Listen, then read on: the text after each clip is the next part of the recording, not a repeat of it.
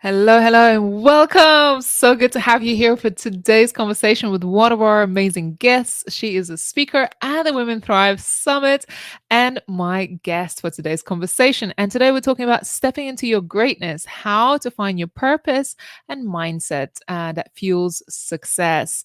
So today, my guest is Kylie Van Luyn. I knew I was going to get it wrong, Kylie. It's okay. It's a tricky Dutch surname. Hello and welcome. Where are you joining us from? Hello, I'm joining you from Northern Virginia on the east coast of the US this morning, so it's great to be here. And how do we pronounce your surname one more time? Van Luyn. That really tripped me up. I know. I said, look, you pronounce it the same as you write it, but you know when you have to say it, it just trips you back up. Yeah. Lovely to have you, Kylie. You're so amazing. I got the pleasure of getting to know you over the last few months, and honestly, I am such a fan of what are you doing and just your message and just the way you show up to the world. So I'm excited about this conversation today. But before we begin, I just want to say to our audience, if you're watching this live right now, let us know where in the world you are because we're connecting with our speakers and our audience from all around the world. So I'm always curious to hear where you're coming from. As well, if you're watching this on replay, put hashtag replay. And if you find this of value, share it to your own community. So, my wonderful guest is Kylie. So, she is the founder of Elevated Coaching and Consulting Global. She's a coach, psychotherapist, consultant, and NLP master practitioner. And she supports women in identifying and addressing the limiting beliefs, unique challenges, shifting their mindsets, and developing skill sets to reach their full potential to thrive. But today we're talking about how to find your purpose and align your mindset to fuel your success. Kylie, tell me a little bit more about your journey in getting to where you are today. That's quite a few hats that you wear in your professional career. It is, and it's funny because I think at the time going through my career over the last, say, 15 years as an executive, I've done lots of different study in really different fields, but what I realized at the time was that I knew that one day all of those tools in my toolkit and all those skills and experience would lead me to something fabulous as far as purpose goes. And so all the, I guess, qualifications and skills and things that I've gathered, it led to the creation of what we do and deliver and how we support people around the world at Elevated Coaching and Consulting. So there's always that psychological lens that we apply to the work that we do, whether it's coaching or consulting, and particularly psychological safety for people. So, yeah, that's, I guess, all those different things that you just read out. It really is embedded in the work that we do every day here. So tell me a little bit more about your background and who do you currently help and support? So my background is about 14 years as a nonprofit executive in Australia. I launched the company. It'll be 3 years in July actually that we launched Elevator Coaching and Consulting in Australia in Sydney, and then a year later I expanded into the US market. And a little over 6 months ago, my family and I relocated to the States to build our team here. But we serve, it's quite diverse, the audience and the clients that we serve and support.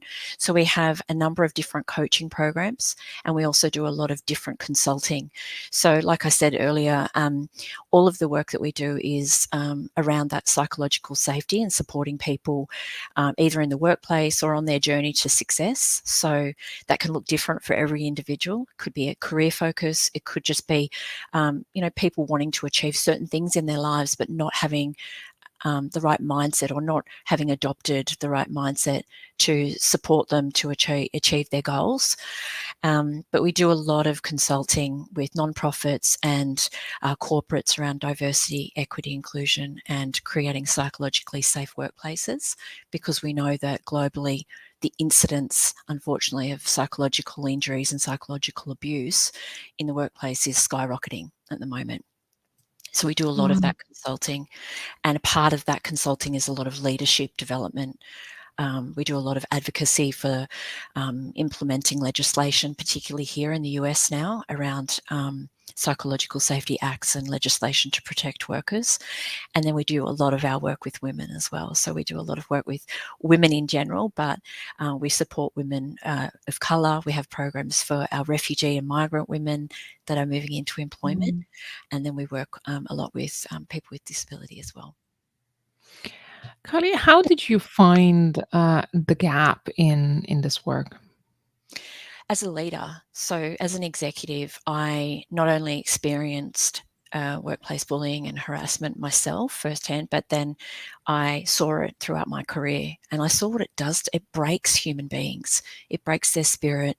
And when people acquire a psychological injury in the workplace, what we find when we go in and we support individuals through that process is that then it can take them years to rebuild their confidence, get back on the career journey, if you like, because they've lost all their confidence.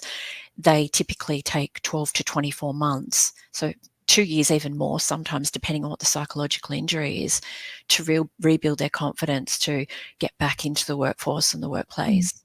And so that's where our career coaching programs come in. But I experienced it, and so many people I know have experienced it, to the point where a lot of, been in workers' compensation and things like that.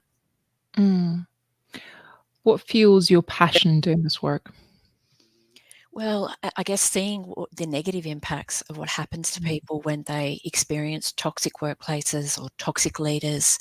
But I guess as a leader as well, I elevated by combining all the parts of my career that I absolutely loved, that sort of set my soul on fire. So the coaching and the mentoring and helping aspiring leaders step into their first leadership role, or working with the hundreds of women that I've worked with and coached over the years, and seeing them go on to achieve their goals, whatever they might have been. So it's all of those things that drive me. Plus I have a daughter, and Mm. she's going into the workplace now. She's 15 and a half, and I want her to not only thrive in the workplace and be given equal opportunity, but also I want her to know that she can be a voice for those whose voices are often unheard or ignored. Yeah, and that's exactly what we're seeing on the screen right now from Kay. So Kay McCready said, "It's great that you're speaking up about this. I did, and I was silenced. Keep being the voice. You're doing incredible work. Thank you, Kay. Appreciate that." How important is leadership training in an organization like this, and the support also for your team members? It's huge. Um, I think the one thing that we find in the leadership training that we do is making leaders aware of things like emotional intelligence and the huge role that that plays in being not only a really great leader and creating that inclusive, psychologically safe workplace, but also it's absolutely essential for leaders to leverage their emotional intelligence or learn what their emotional intelligence, what role that plays, so that they can be successful and they can take their teams on that journey as well. So all of our leadership training is embedded in emotional intelligence, and helping leaders to understand that without that awareness of emotional intelligence, they really can't be the successful leaders that they want to be, as well as being Mm. effective leaders. What is the opposite of psychological safety? Psychological abuse. And Mm. that's something, I mean, there's different terminology. The things that lead to psychological abuse are, it starts with what we call psychosocial hazards in the workplace. But essentially it's things like bullying, harassment, discrimination, microaggressions, and it's psychological abuse. And there's been so much research and studies around what happens to people's brains when they've been bullied, harassed, or exposed to psychological abuse in the workplace, and it's the same as acquiring a brain injury. So we need to Mm. take this stuff really seriously. Yeah. How can our leaders oh, how can our leaders step into their greatness? Be really honest with yourself about what your strengths are, but also where you might be lacking a little. Where is there room for improvement? They're the best leaders because they believe in lifelong learning. They don't Mm. come to the table with an ego. They leave their ego at the door. They surround themselves with people who often are smarter than them, and they're open to learning from their teams. So for me, it's really talking to leaders about that very thing. Leave your ego at the door. Ask lots of questions. Nobody expects leaders to know everything. Certainly, me as a leader, I know that I'm not. I definitely hire people that are more intelligent, have strengths that I don't, because at the end of the day, Mm. leaders have to create that sense of team. And when you're a part of a team, you don't have to do it all on your own. But I would say be really aware of your strengths, but be equally as aware around those areas of improvement and the things that you need to constantly learn as a leader, including emotional intelligence. Yeah, amazing. How can teams thrive together? Well, I think psychological safety is probably the biggest one. Mm. And we hear a lot around diversity, equity, inclusion, and how we need to foster more of that in the workplace. But you can't have an inclusive workplace without having a psychologically safe workplace. And you can't have a psychologically safe workplace without inclusion and respect. So Mm. it's team members being aware of what they bring to the table, but also being aware of the unique differences that their colleagues and team members and their leaders have as well, and celebrating those differences and not being afraid to ask questions about other people. We all come from different cultures, and we all have different beliefs and things like that. So a, a team really operates perfectly when there's innovation and collaboration, but where people aren't afraid to speak up and ask questions in a respectful way. Yeah, absolutely. I feel like, oh, my pardon, Kylie, would you mute yourself? Thank you.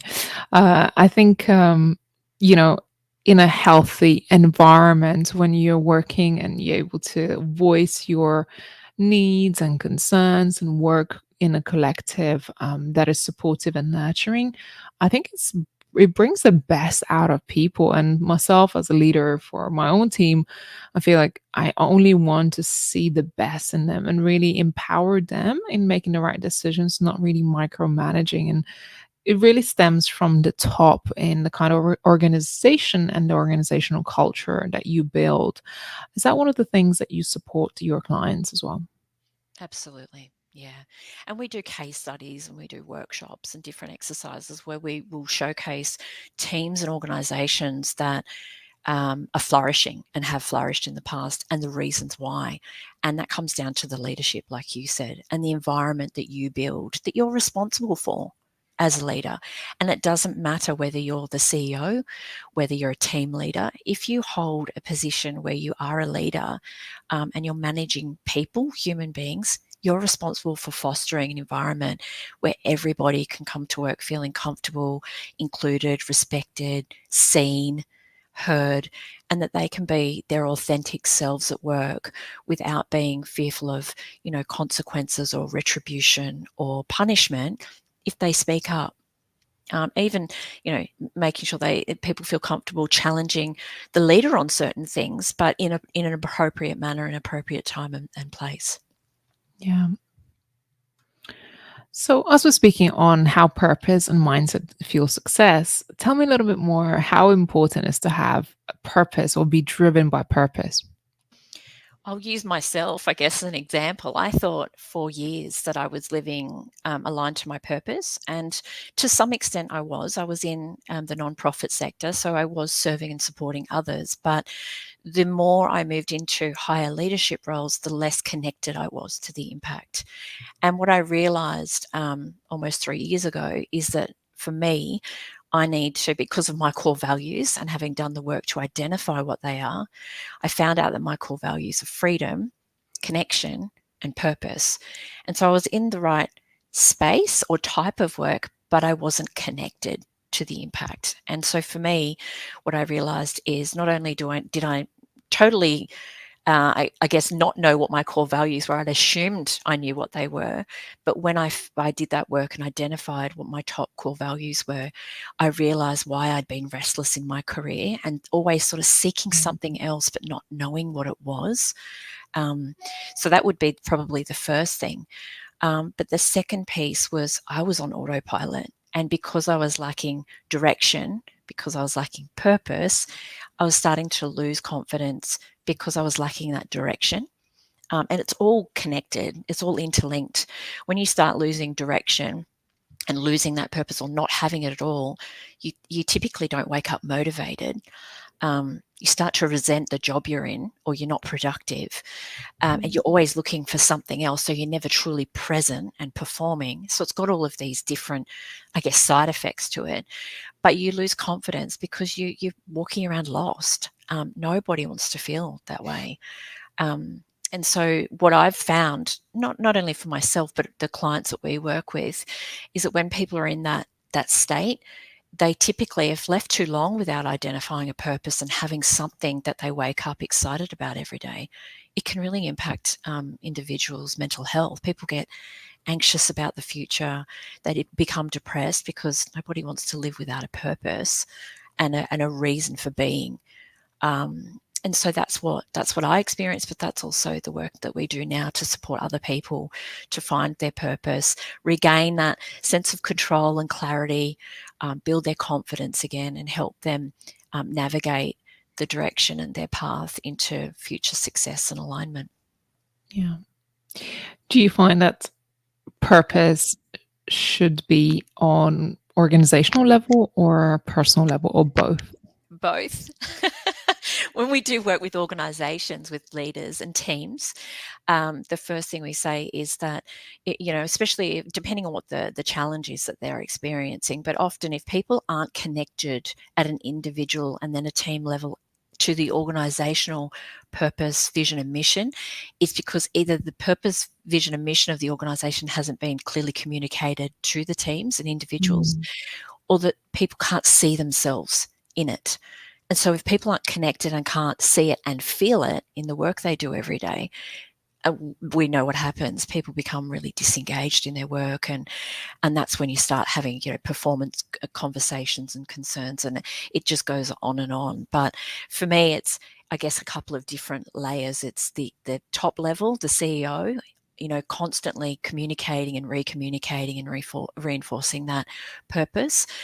But then it's Mm. the leaders underneath constantly meeting with their teams and connecting the individuals in those teams to the bigger picture and the higher purpose, so that people get to work and they're excited every day to contribute to the bigger picture. Yeah. Um, I can really say that from experience, that it makes such a huge difference. More recently, I started to engage my team in my whole organization biweekly calls where we talk about our mission, our purpose, the significance of their work in a grand scheme of things. And the feedback has really it's been very effective. And the feedback has come back to say, oh, now I understand what my role is and how it's interconnected with the whole mission and the purpose work. And the more I think my team is connected to our purpose, because we are driven by mission and purpose work, um, I think the fulfillment within their role, knowing that how important even this small part of the job that they may have in the organization, it's so fulfilling to know that it makes a difference. And I think we all want to have that impact, right? Even if it's a small role we're playing within an organization, if your work is meaningful, it makes a huge difference in your life. Absolutely. Absolutely. I think at the core of all of us as human beings is we like to know at the end of the day, most days, that what we've done that day for work, because we spend so much time at work, has Mm. impacted someone or something in a positive way. Because that's that you get that rush of high energy going, oh, I just, I might have been one person that contributed to somebody else living a better life, or achieving a goal, or realizing that they've got so much to offer, or whatever it looks like. But Mm. I think as individuals in an organization, people want to have those conversations with their leaders and have them regularly so that they're reminded in the busyness of, everybody's role and everybody's work days, that everything they're doing somehow leads to that bigger picture and making a difference, and whatever that impact looks like. It's incredibly Mm. important. Yeah. If someone watching this right now and they feel like they're not feeling fulfilled, they're in a role where they can't find the purpose to what they're doing, and perhaps they don't know or they can't speak to their leaders, what would be your recommendation for someone who is stuck in this position and wanting more fulfillment and joy in the work? My first piece of advice would be, if you don't know your core values, sit down and find out. Mm, Identify them, because you might, like me, think you know what they are, but until you might be in the right sector, like I was, but you might not be quite in the right role. You might mm, be in customer service when you might need to be in a more connected role, literally helping people each day, or you might be wanting to move into a more practical role rather than a theoretical role. And so that would be probably, well, definitely my first piece of advice is, be really clear on your core values. And to do that, you need to be really honest with yourself as well. Don't think about what other people might, be expecting your core values to be. Really be honest with yourself and do the work. The other thing would be honest with yourself about what are the things that you're really good at and what are you truly, truly passionate about. So down to the, real micro detail. mm, I had to think about, what are the things in my career, when I was doing that reflection piece, you know, as I left my last job as an employee and then decided to launch the company, what mm, were the things in my career that really set me on fire as far as passionate? And it mm, was listing them and then thinking, what can I create out of this when it comes to a company or a business of my own? So yeah, the more you can do those things, you'll never, that saying, you'll never work a day in your life if it's aligned to your passion, your purpose. And the thing is, you'll always be more successful if you're aligned to your purpose, because people feel it when you talk to them. mm. They feel your love for what you do, and then partnerships come about, and opportunities, whether it's a job, opportunities, better jobs, different jobs, they'll come along because you're more aligned. Yeah. I'm so aligned to this conversation right now because I'm so passionate about building up teams and building up people in general. And I think if you're a business owner, there's something to take a note here. And all of this conversation is so incredibly valuable. I think, even simple things like just understanding what makes your team motivated. So this is something. It's part of our team members onboarding, what motivates you, and looking at their personality types and doing personality tests. Because I feel like the more I understand my team, the more I can help build them up. And just honestly, when your team is happy and satisfied, it makes all the difference because the way they perform and their commitment to their role, we don't have a high turnover of staff because of that. And it really saves a lot of not only money, but time and energy into training and hiring new people because you really make the best of what you have. And it makes a huge difference. Yeah. And we can't, as leaders, afford in this day and age.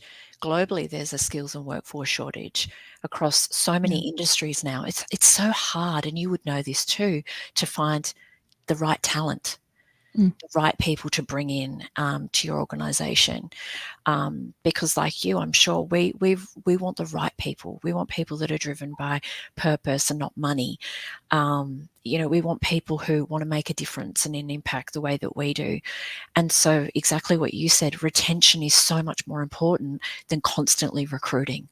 You can't be bringing people in and onboarding them, and the time and money to do that, if you're not focusing on how you create a workplace that's mm. going to nurture people and build them up and their strengths and offer career progression and retain talent. The smart leaders are focusing on retention, not recruitment. Yeah, I totally agree. And Sometimes one bad hire could really delay you in your purpose, delay you in your work. And I had to learn this the hard way, and start to be more mindful of people we bring into organization. This conversation has been really, really impactful. Kylie, you're one of our speakers at the Women Thrive Summit, and you will be covering this subject in much more detail. So, stepping into your greatness, how purpose and mindset fuel for success. Tell me more. What can people expect and why they should attend your talk? Well, I'm going to use some slides so that people have takeaways and they've got things that infographics and things that will spark their memory of my talk, and they can take them away, reflect on it, reference them in months to come when they might not be in this place at the moment where they're lacking clarity and purpose, and they might think they're in the right mindset to make a change. But those slides and my presentation and talk will really support people, I'm hoping, for months and hopefully years to come. So the tools and insights that I'll provide are things like mastering the art of self-confidence, because that's a big area, particularly for women. And making, I guess, the jump, if you're thinking about making the jump to another job or to a different career path or into business or ownership or entrepreneurship. So I'll talk about that, the mindset piece, because without the right mindset, we really can't move forward. And then I'll talk a lot about how to gain that crystal clear clarity when it comes to unearthing your true purpose, how to recalibrate your mindset if you're sitting more in a closed mindset and moving into the growth mindset that we know you need. And then I'll be providing actionable strategies that can be immediately applied to people's lives so that they can feel empowered to step into their full potential and thrive. Beautiful. Oh, Kylie, I'm so looking forward to your talk at this Women Thrive Summit. So, for all of you watching right now, if you haven't yet registered, head over to womenthrivesummit.com, register for your spot. This is our annual women empowerment event that happens every year between the 18th to the 22nd of March. And this year we have more than 50 amazing speakers spotlighted on our stage, women from all around the world. And at the Women Thrive Summit, you can learn all about leadership, communication skills, confidence building, mindset, spirituality, personal branding, visibility, finance, and all the other areas of personal life or personal growth and development, as well as business success. So you can rise and thrive in business as well as life. And by attending this summit, it's going to be happening virtually but live, so you can get to connect with other attendees as well as our speakers. So this is a really beautiful opportunity for you to make beautiful new relationships, find perhaps your collaboration partners, mentors, friends, business partners. You never know who you might find the right connection with. And if you're feeling inspired by Kylie's conversation today, I encourage you to register for your spot for her upcoming event and talk. Kylie, any last parting thoughts, and how do people connect with you? They can connect with me. I'm on Instagram, also on LinkedIn, and they can also check out our website, which is elevatedconsulting.net. And for anybody that comes along and hears my talk, there's a freebie there, Raymonda, where they can connect with me for a complimentary discovery call where we can talk about where they are currently, where they want to be, and what the gap is and what some of their challenges and barriers are that they need to address to achieve their goals. So that's a freebie from me. Amazing. Well, I'm looking forward to having you speak on our summit in March. And for all of you attending this right now, make sure you are saving your spot today, as we have some amazing, amazing gifts lined up for you as well from our incredible speakers. They have been so generously preparing their wonderful digital gifts and opportunities for you to connect, have these great conversations with our guests. I look forward to seeing you all there at the summit. And Kylie, thank you all so much for today's conversation. It was a pleasure. Thank you so much. Have a great day, everyone. Thank you all for watching. And if you feel inspired by today's conversation, make sure you share it with your social media followers, as we're trying to reach as many people as we can and make a global impact here. We look forward to seeing you on another live. Take care for now. Bye bye.